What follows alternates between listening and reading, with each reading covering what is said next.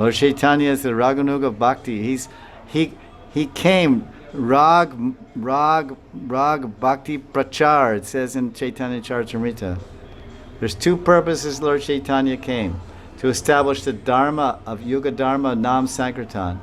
The other is to relish the rasa of Radharani, to relish the Mahabhava of Radharani and the rasa of Radharani, and to preach the bhakti to attain that Radharani.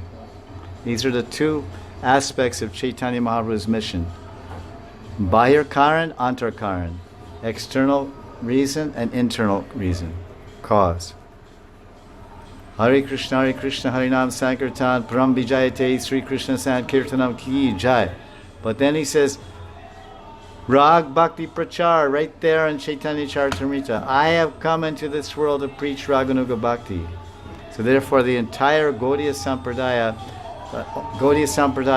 Nityananda Parivar, Advaita Parivar, Gadadhar Parivar, all the Parivars, all the family lines, all the traditional Guru Shishya lines, since 500 years they're teaching Raganuga Bhakti. They're following Raganuga Bhakti.